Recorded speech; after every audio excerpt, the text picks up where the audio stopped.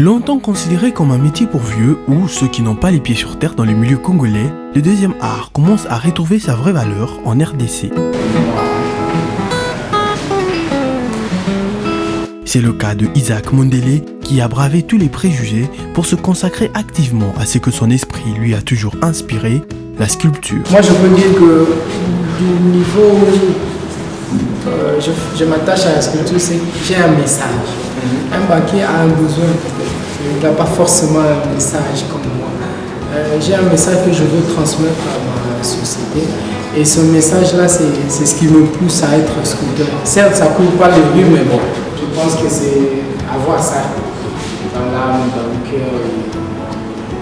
Contrairement aux autres personnes de sa génération qui ont pris pour habitude de viser le tout pour le tout vu la situation économique du pays, Isaac Mondele ne s'est pas désarmé, il insiste et tient bon en revoyant régulièrement ses objectifs à la hausse. Il y avait cet élément-là qui manquait. Et juste à la fin, je me suis dit, bon, je commence un atelier avec des amis.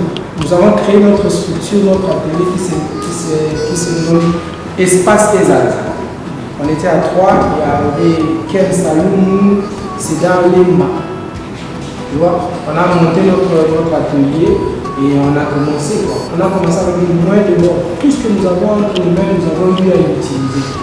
Mais maintenant, du genre particularité dans mon travail, j'ai dit ça pendant le vernissage.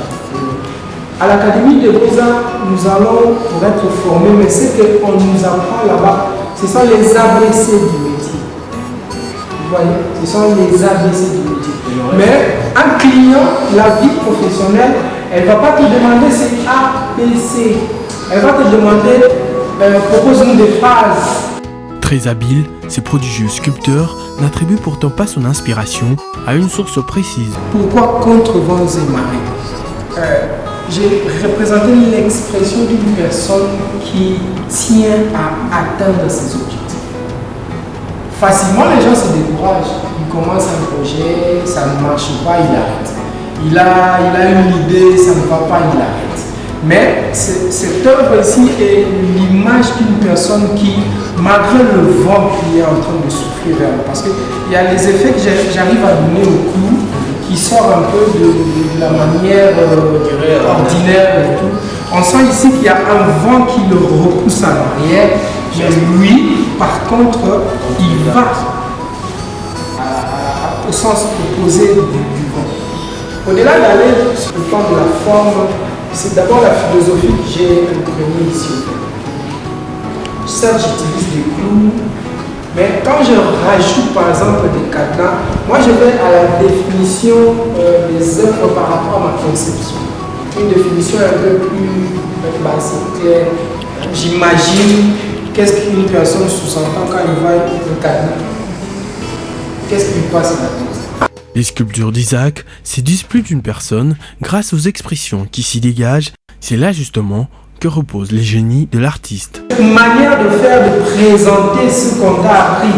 Nous, on nous a appris l'équilibre, tout ça. Tu viens pas devant une personne, tu lui dis je sais faire l'équilibre dans une structure. Non.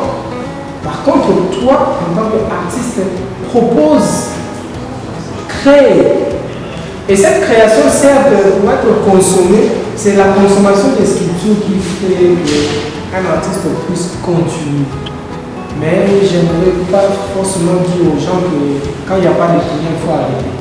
Il y a l'histoire, nous avons appris qu'il y a des artistes qui ont fait 30 ans, 40 ans de leur carrière, mais ils n'ont pas eu de renom. Et c'est à la fin de leur carrière qu'on a entendu, nous savons l'histoire par exemple du feu ou de... C'est un grand, c'est juste à la fin qu'on a pratiquement ramené au sommet.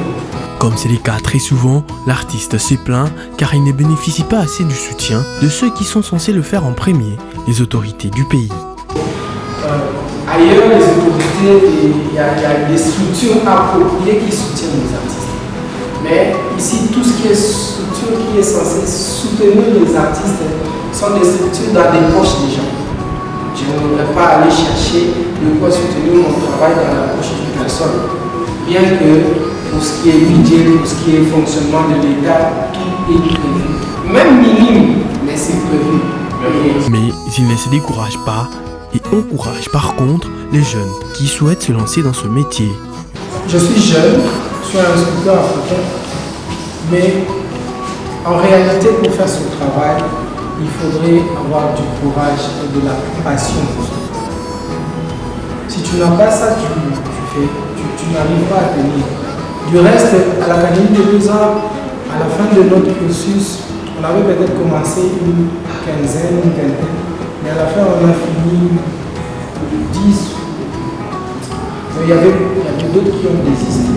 La sculpture, certes, elle est parmi les promotions en pleine formation où il y a le moins d'élèves.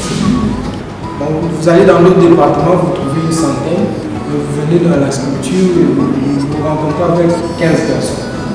Vous voyez un peu le problème. Ce travail est noble, mais ce n'est pas les problèmes qu'on rencontre qui peuvent faire une personne qui laisse. Non, c'est ce qu'il a à l'intérieur.